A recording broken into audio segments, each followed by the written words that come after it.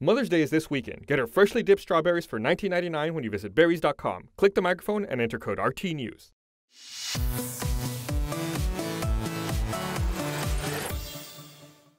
Welcome to The Know. I'm Bernie Burns, and the first details have finally been revealed for Sunset Overdrive, the upcoming Xbox One exclusive from Insomniac Games, the studio that brought us the Ratchet & Clank series. In the game, mega corporation Fizco has created a killer new energy drink called Overcharged Delirium XT and thrown a citywide launch party for it. That's where you, the player, come in on cleanup duty afterwards, that is. And while that may sound like a bit of a drag, it does prevent you from being one of the unfortunate partygoers who drank way too much of that stuff and are now being mutated into what is called the OD, overcharged drinkers. Yes, it is an apocalypse-level disaster, but that doesn't mean that you can't have fun with it. Lead writer John Paquette explains, most post-apocalyptic stories, you've got the dystopia, you've got people struggling to survive, trying to do anything they can to find humanity, so we said, okay, let's create a character whose life is shitty in the modern world, and when the apocalypse comes, it's like a dream come true. So, while Fizco tries to lie away the cause of the mutations, because, you know, that kind of thing can be bad for sales, Sunset City gets slapped with a quarantine, and now you're on a mission to escape, dodging OD and company men who are just out to ruin your day.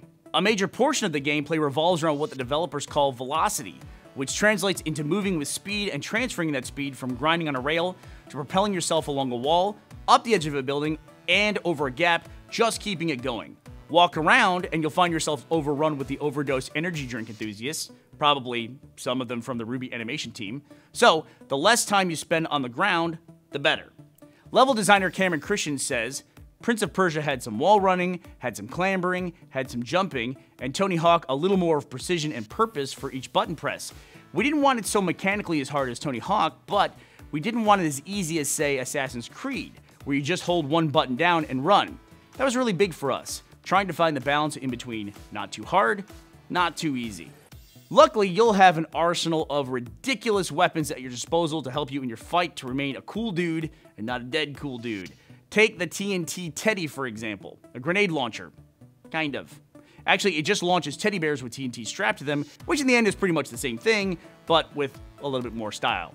Or the high-fidelity vinyl record gun that will give you a real appreciation for how much the discs have in common with Ninja Stars. Most of the weapons are cobbled together from everyday items and can be upgraded and customized as you progress through missions. Sounds like one of my favorite other franchises, Dead Rising. Speaking of that, since this is an open world game, the setup for missions and such is comparable to games like GTA, where you can track through all the missions as you like, or simply bounce around Sunset City to uncover side missions. Activating skull icons scattered around the map unlock all kinds of extra missions, like smashing TVs or collecting comic books. The velocity, weaponry, and missions are all tied together with a style meter, which measures, you guessed it, your style. The more moves you're able to chain together while headshotting OD, leaping buildings, and just generally being a radical dude, the higher you can drive that meter, leveling your character up and earning amps that change how your character and weapons work, like adding fireballs to a bat, fire to your feet, or random nuclear blasts to your gun. Producer Brian Intihar says, it's the game we've been meaning to make for 20 years. From a style standpoint, the look, the colors, it's what we're good at. To me, it looks like one part Tony Hawk, one part Dead Rising, and one part GTA. That's a combination I'm excited about. We'll keep you posted as we learn more about Sunset Overdrive. To make sure you get all the biggest updates in video games and entertainment, click like and subscribe, and we'll keep you in the know.